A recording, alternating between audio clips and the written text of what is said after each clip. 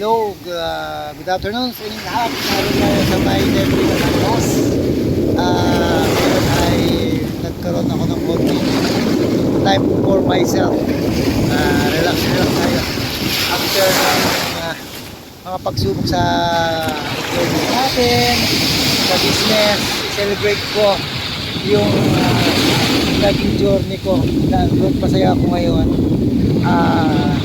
Na-achieve ko yung first goal ko sa perfect company ko, na-hit ko yung free travel to Taiwan. Napakasayang isipin na despite sa 3 months ko pagkipaglaban sa employment, yung mga challenges ay napagsikapan kong yung patutungan kong journey na i-prepare ko within 3 months sa pagsubok sa employment ko.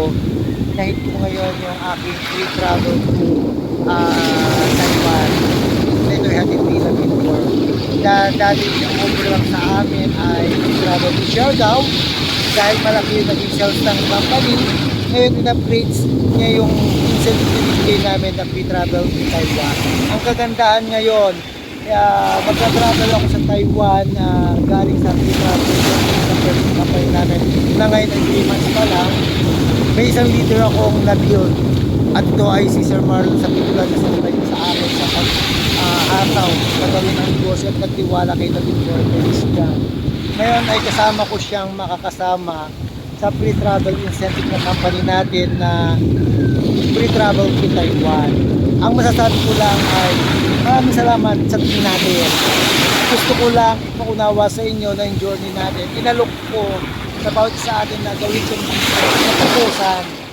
Kailangan lang talaga focus tayo. Matuto tayong magpa-coach, maniwala sa nagpo-coach sa atin kasi ibibigay ko sa inyo yung mga technique. Minsan lang takot kayo makipag-communicate sa akin. Minsan nahihirapan ako ipaliwanag sa inyo ang mga gagawin natin dahil wala kayong time na itanong sa akin para kayo maturuan ko ng ayos. Pero dahil dito sa business na to,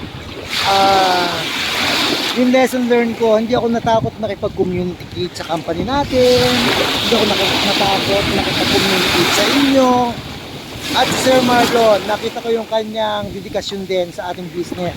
Bagaman nasa pagsubok kami ng business, ng employment, ng panahon ginagawa namin, pero nakakulong kami sa company, sa work, na yung stress namin na mawawalan kami ng work. Hindi namin ginawang hadlang yon para hindi namin magawa ng lubusan ang perfect business natin doon. Lalo kami nagsumikap, napatunayan na kaya pa rin namin despite isa ganang pagsubok. Thanks Love in the World. Narito ako ngayon sa Kalawan, Batangas. Kalawang, Batangas. Boundary ko ng Calaca, Batangas at Temes, Batangas. Pero nakasama ko ay Lemery.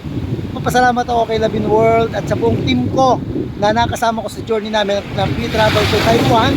Nawa yung na-achieve namin ay maging inspirasyon sa inyo. Salit na maging negative kayo na ang nakaka-achieve lang nito yung mga nauna. Wala pong ganon.